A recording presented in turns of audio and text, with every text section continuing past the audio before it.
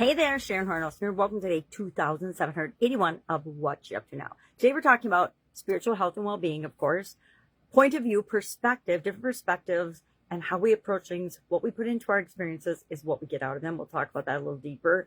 Supersizing our businesses, and then being a better version of ourselves. This year's annual challenge is the Be a Better You annual challenge. We're doing one thing every day to be a better version of ourselves, focusing on spiritual health and well-being and spiritual growth this month in that group, as well as in supersizing our business. Because I found out a long time ago how we show up in the world, who we become, how open we are to getting out of the way sometimes when we find out we're the bottleneck in our businesses is how we grow. And spiritual aspects of our business is one of those really underconsidered, underserved areas to consider if you want to grow and build and supersize your business.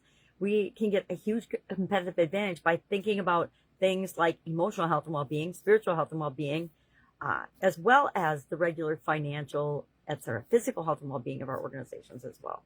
So this month we're focusing on spiritual. And today's topic was all about, and I shared a couple of quotes from one, the Power Thoughts book by Louise Hay, is a 365 day affirmation, like cards book, but not cards, it's just in book form.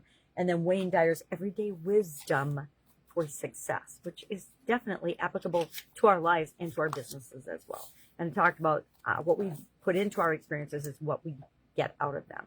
So the perspective, the point of view, and the energy we come with has a huge impact on the results we're going to get. So if we look at a situation and we say, oh, I need to, I must, I should, I have to, I ought to, I might, I'm obliged to, I'm obligated to, I'm responsible for, or I'm responsible to do this. None of that has very good feeling, positive, high energy with it, right? It makes me feel heavier, and it makes me dread or procrastinate doing those tasks if I can't delegate them to someone else, or if I don't choose to.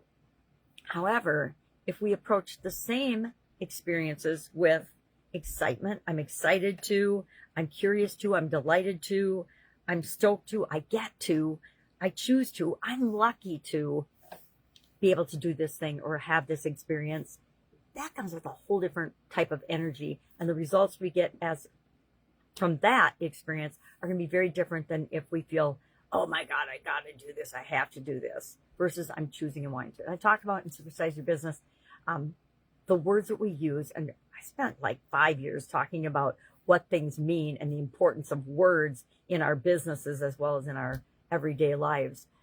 And now I just share as part of the annual challenge. And I'm aligning them this year for simplicity and for my own sanity to make content creation easier. I don't know what I'll do next year yet. This is a year of experimentation with that. I'll see how it impacts my Supersize Your Business folks. And if they hate it, then I will do something different that's just for them next year. All right.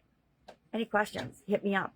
Any thoughts you'd like to share or ahas about the impact of our point of view and our perspective on the experiences that we have?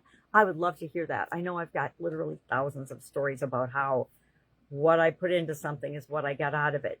The energy I come to an experience with has a huge impact on the results from that experience. All right. Have a great day. If I can help you in any way, ask. Otherwise, I'll be with you tomorrow.